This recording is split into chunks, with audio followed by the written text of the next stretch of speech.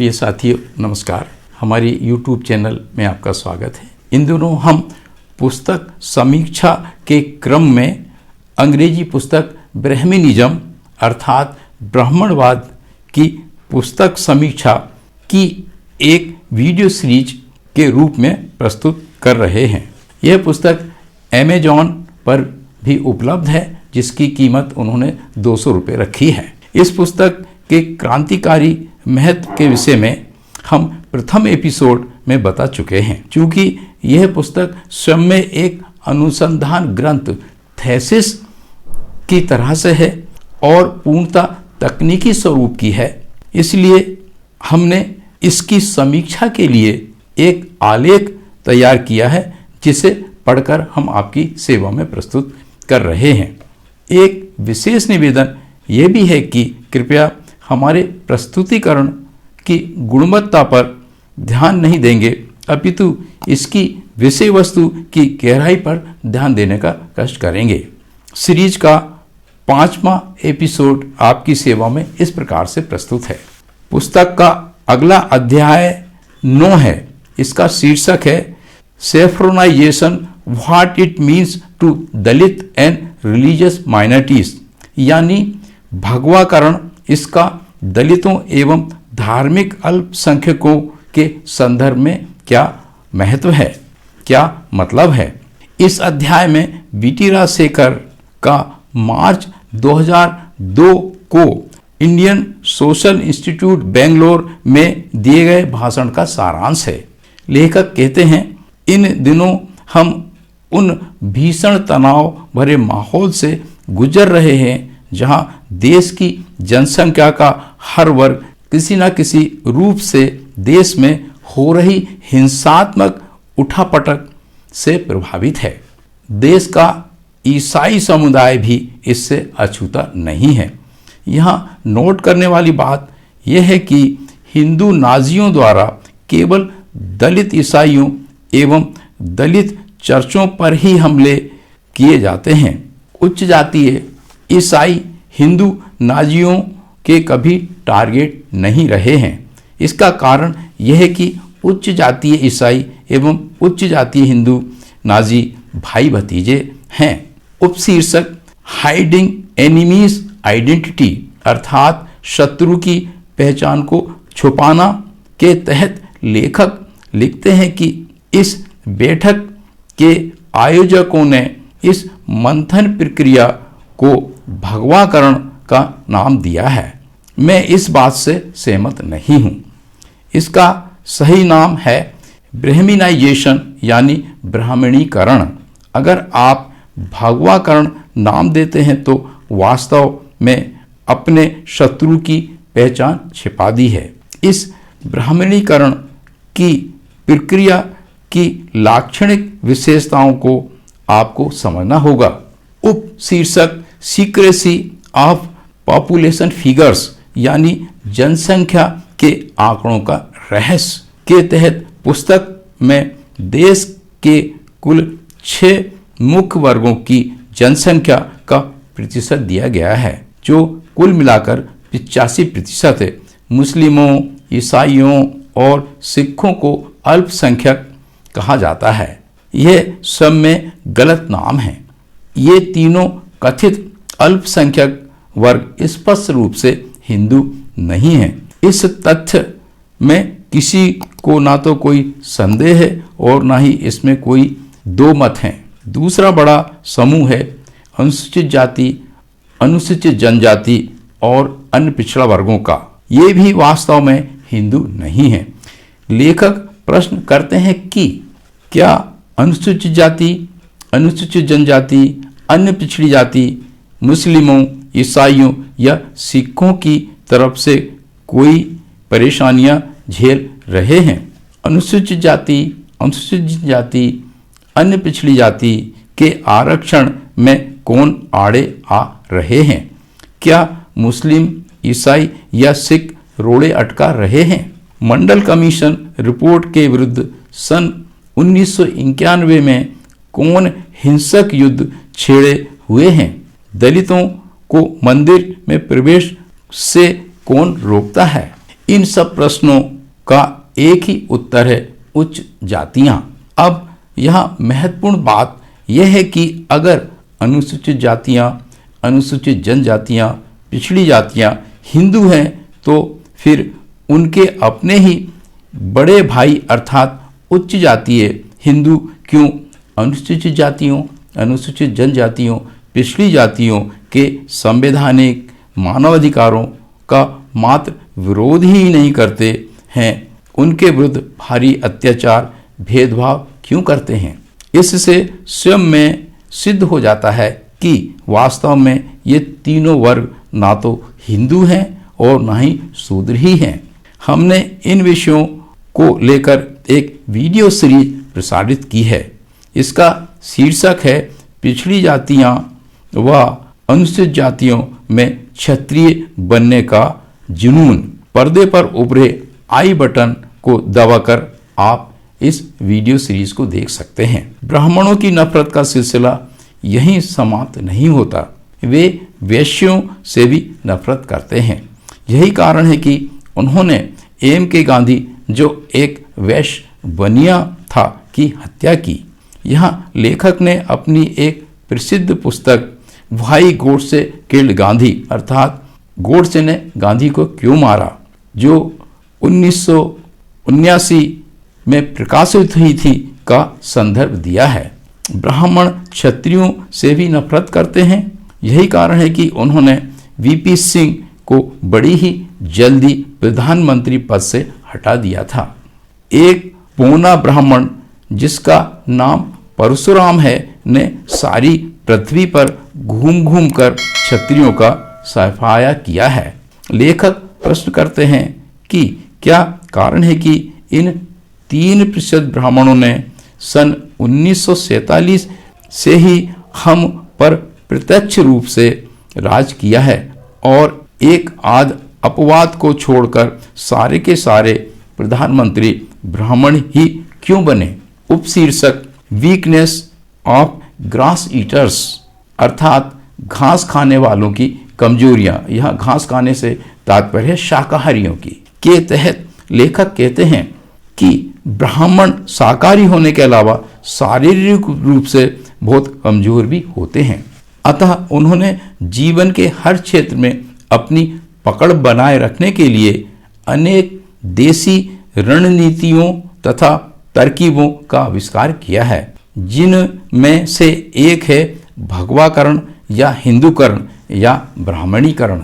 लेखक यहाँ एक विश्व प्रसिद्ध पुस्तक the Hindu nationalist movement and Indian politics 1999 का अध्ययन करने की सिफारिश की है। इस प्रसिद्ध पुस्तक के लेखक हैं क्रिस्टोफी जेफ्रेलोट, जो फ्रांस के बहुत बड़े विद्वान हैं। इस पुस्तक में बड़े विस्तार से बताया गया है कि किस तरह से ब्राह्मण भारत का हिंदूकरण कर रहे हैं। आगे वीटी राजशेखर जी ने अपनी 2 प्रसिद्ध पुस्तकों एग्रेशन ऑन इंडियन कल्चर 2001 एवं ग्रेव डिगर ऑफ स्टोरी 2001 का हवाला देते हुए लिखा है कि भारत से बौद्ध धर्म को खत्म करने के बाद ब्राह्मणों ने रामायण एवं महाभारत नामक 2 धर्म ग्रंथों का निर्माण किया और फिर अनुसूचित जातियों, अनुसूचित जनजातियों, पिछड़ी जातियों पर सांस्कृतिक हमला करना चालू कर दिया। ब्राह्मणों ने पहले तो अनुसूचित जातियों, अनुसूचित जनजातियों, पिछड़ी जातियों की पहचान को उनके गौरवशाली इतिहास एवं समृद्ध संस्कृति, परंपरा तथा देवी देवताओं आदि अनेक बातों को नष्ट किया। यदि इस बात को एक शब्द में व्यक्त किया जाए तो उनकी पहचान, आइडेंटिटी ही क्रमशः नष्ट कर दी गई। इसके पश्चात ब्राह्मणों ने 2 ब्राह्मणवादी भगवानों राम और कृष्ण, जो कि दोनों गैर ब्राह्मण हैं, को इन विशाल जन समुदायों के सामने परोस दिए और धीरे धीरे से हिंदू धर्म तकनीकी भाषा में ब्राह्मणवाद को थोप दिया गया। उपशीर्षक कल्चरल एग्रेशन यानी सांस्कृतिक हमला के तहत लेखक बताते हैं कि हिंदूकरण की प्रक्रिया हालांकि शताब्दियों से चली आ रही है, लेकिन आज़ादी 1947 के बाद जब ब्राह्मणों ने भारत पर सीधा नियंत्रण किया है, तब से हिंदूकरण ने बहुत तेज गति पकड़ ली है। पवित्र ब्राह्मणों के शीर्ष संगठन आरएसएस ने भारी भरकम फंड के साथ इस काम को अपने हाथ में लिया है। ब्राह्मणवादी मीडिया भी रात दिन गैर हिंदुओं, अनुसूचित जातियों, अनुसूचित जनजातियों एवं पिछड़ी जातियों के हिंदूकरण यानी गुलामीकरण में जुटा हुआ है। आगे लेखक कहते हैं कि मैं यहाँ पूर्ण आधिकारिकता से कहता हूँ कि हिंदू नाजी इसमें पर्याप्त मात्रा में सफल भी हो गए हैं। यही कारण है कि वे अपने सपने के हिंदू राष्ट्र की बात भी करने लगे हैं। जब वे समूची हिंदू समाज के नेता बन जाएंगे तो अनुसूचित जातियां, अनुसूचित जनजातियां, पिछड़ी जातियां के मन में मुस्लिमों, ईसाइयों व सिखों के विरुद्ध नफरत पैदा करके आपस में लड़ने का काम करेंगे। उपशीर्षक non violence as a weapon यानी अहिंसा एक हथियार की तरह। यहाँ लेखक के कहने का यह मतलब है कि ब्राह्मण और एम के गांधी अहिंसा का एक महान दर्शन की तरह बखान एवं प्रोपेगेंडा तो बहुत करते हैं, लेकिन व्यवहार में ठीक उल्टा है। अतः ये अहिंसा का फंडा बड़ी चालाकी से हिंसा को करने के लिए अपनाया जाता है। गांधी के ही राज्य गुजरात में सन 2002 में मुस्लिमों के नरसंहार, भगवाकरण या हिंदूकरण के प्रादुर्भाव की बहुत अच्छी मिसाल है। उपशीर्षक सांप और नेवले का संबंध के तहत लेखक प्रसिद्ध विद्वान एम.एन. रॉय की प्रसिद्ध पुस्तक हिस्टोरिकल रोल ऑफ इस्लाम का हवाला देते हुए कहते हैं कि इस्लाम एवं हिंदुइज्म सांप और नेवले की तरह से हैं। इस्लाम की मान्यता प्रणाली हिंदुइज्म से ठीक विपरीत है। वैदिक अच्छी तरह से जानते हैं कि क्रांतिकारी इस्लाम में ऐसी क्षमता है कि वो उच्च जातियों के धर्म को समाप्त कर सकता है। अतः उन्होंने गैर हिंदू, अनुसूचित जाति, अनुसूचित जनजाति, पिछड़ी जातियों को मुस्लिमों के विरुद्ध हिंसा छेड़ने व इस्लाम को नष्ट करने के लिए लगा रखा है। उपशीर्षक रिलीजन ऑफ हेट में लेखक कहते हैं कि हिंदुइज्म घृणा का ही धर्म है। उपशीर्षक क्रिश्चियंस एजुकेटिंग ओनली हिंदूज के तहत अपनी प्रसिद्ध पुस्तक क्रिश्चियन एंड दलित लिबरेशन 2000 का हवाला देते हुए वे ईसाई शिक्षण संस्थानों के विषय में लिखते हैं कि ईसाई शिक्षण संस्थाओं में अधिकतर उच्च जातीय हिंदू के बच्चे ही पढ़ते हैं, जो अपना अच्छा कैरियर बनाकर अच्छे पदों पर बैठकर ईसाइयों के विरुद्ध ही काम करते हैं। इन संस्थानों का खासकर कॉन्वेंट स्कूलों का प्रबंधन खुद ही दलितों, जहाँ तक कि उनके दलित ईसाई भाइयों के विरुद्ध रहता है। लेखक यहाँ एक विचित्र बात बताते हैं कि वे ईसाई जो उच्च जातियों में से धर्मांतरित हुए हैं, जैसे कि सियारियन, गोवन और मैंगलोरियन ईसाई, जिनका कि भारत के चर्चों की विशाल संपत्तियों पर, ईसाई शिक्षण, चिकित्सा आदि संस्थानों पर नियंत्रण है और वे चर्च नेतृत्व को भी नियंत्रित करते हैं। विदेशी श्वेत ईसाइयों से बड़ी भारी मात्रा में विदेशी चंदा लेते हैं और उच्च जाति हिंदुओं के साथ मिलजुल कर उनके ही हितों में खर्च करते हैं, क्योंकि दोनों चाचा भतीजे हैं।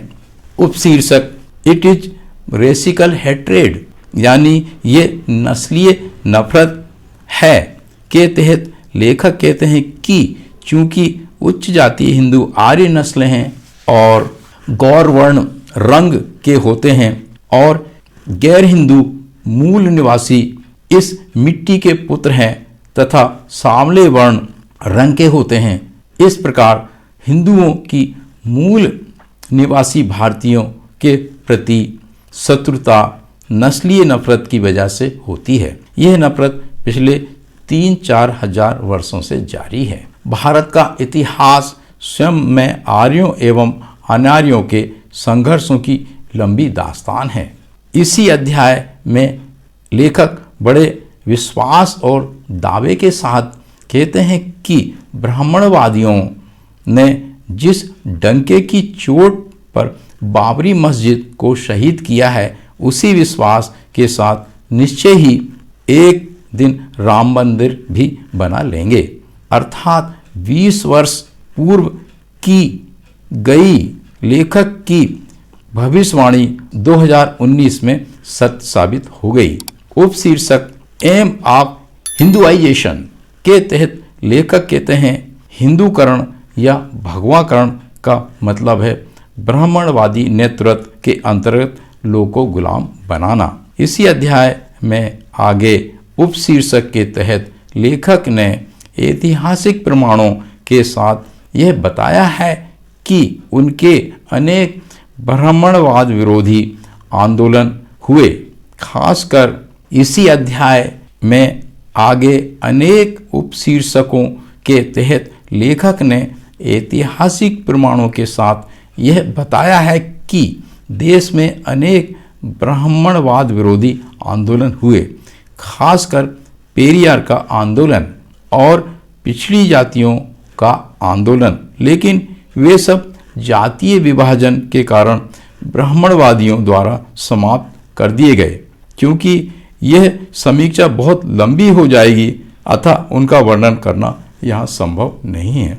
इस अध्याय के अंत में अनेक उपशीर्षकों के माध्यम से यह समझाने का प्रयास किया गया है कि भले ही आर्यन नस्लें भारत का शासक वर्ग बनकर बहुत ही ताकतवर बन जाएं, धन वैभव लावण्यपूर्ण विलासतापूर्ण जीवन जी लें, जैसे कि हम आजकल शंकराचार्यों की पीठों में, मठों में, मंदिरों के परिसरों में, अखाड़ों, आश्रमों आदि में देखते हैं, लेकिन वे भारत की तरक्की एवं कल्याण नहीं कर सकते। भारत को आर्थिक, सामरिक, औद्योगिक, तकनीकी रूप से ताकतवर देश नहीं बना सकते। इस विषय में हम अपनी ओर से टिप्पणी इस प्रकार से व्यक्त करते हैं कि वीटी राजशेखर ने 20 वर्ष पूर्व जो भविष्यवाणी की थी वो अक्षरशः सही साबित हुई है। भारत ह्यूमन डेवलपमेंट इंडेक्स में प्रायः रसातल पर है।